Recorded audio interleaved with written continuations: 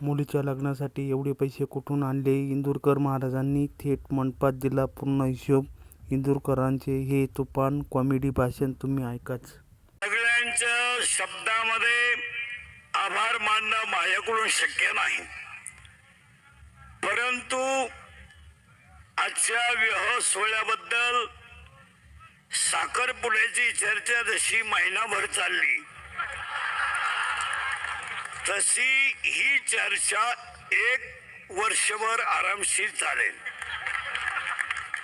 आणि बऱ्याच लोकांची अशी शंका आहे की इंदुरीकर महाराजांनी मुलीचं लग्न का एवढं मोठं का केलं.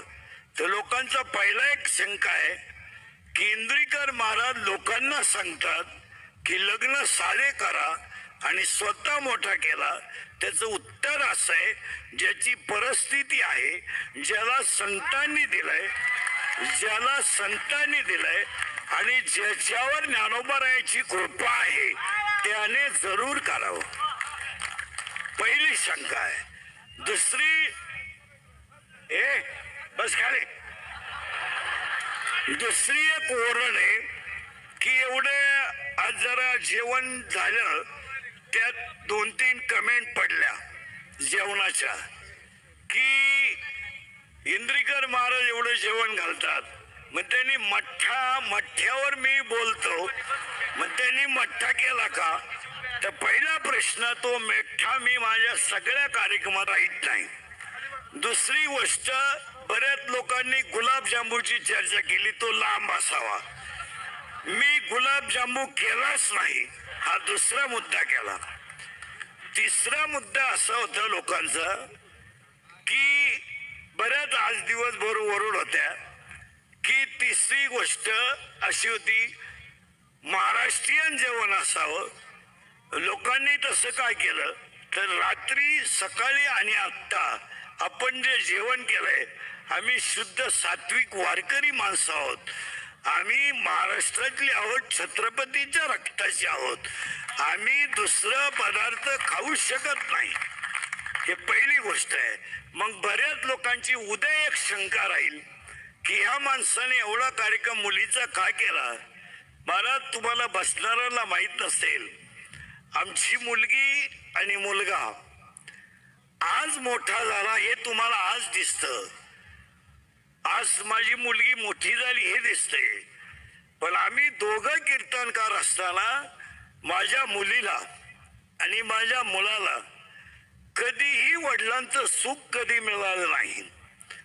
3 महिन्याची माझी मुलगी असताना दुसऱ्याच्या घरामध्ये ठेवून आम्ही कीर्तन केली. माझ्या मुलांनी 10वी पर्यंत आतापर्यंत त्यांची वडिलांचा संपर्क कधी आला नाही. तुम्हाला पाहिजेच असेल तर शास्त्री बसलेले, माझा स्वतःचा मुलगा नामदेव शास्त्रींकडे शिकायला आहे, शिकायला त्यांच्याकडे आहे. त्यांनी सांगावं, मी 3 वर्षामध्ये माझ्या स्वतःच्या मुलाला सुद्धा भेटायला गेलो नाही. शास्त्री सांगतील, आम्ही रात्रंदिवस 32 वर्ष रक्ताचं पाणी करून 6-6 तास बोलून 800 किलोमीटर प्रवास करून आम्ही कुटुंब चालवलं.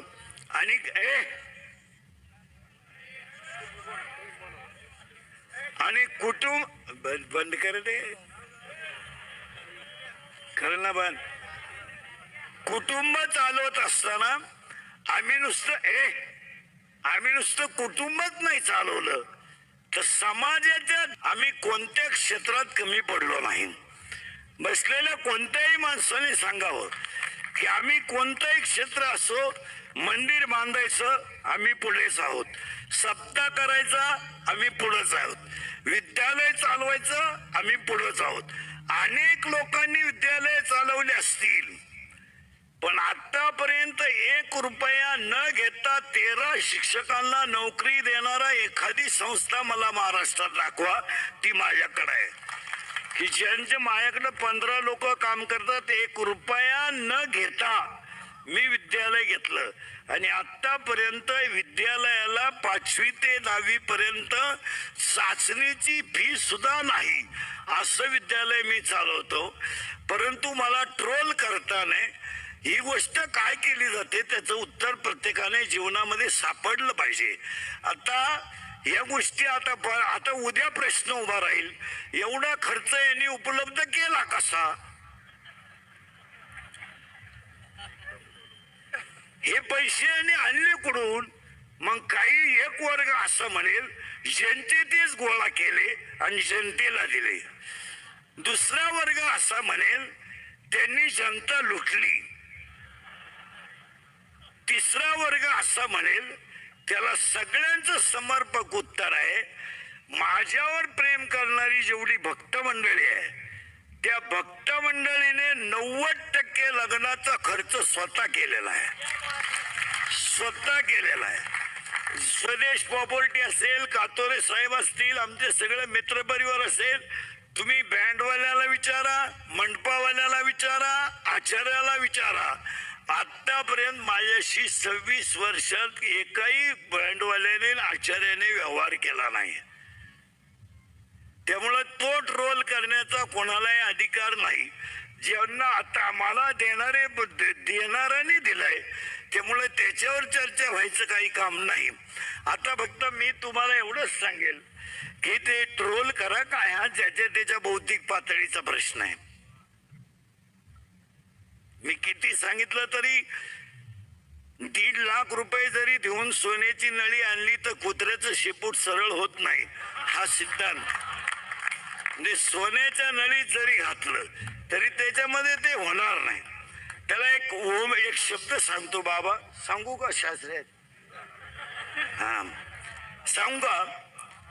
विश्वामध्ये जेवढे ग्रंथ झाले त्या ग्रंथांमध्ये श्री गणेशाय नमा, ओम श्री गणेशाय नमा, ओम नमोशी.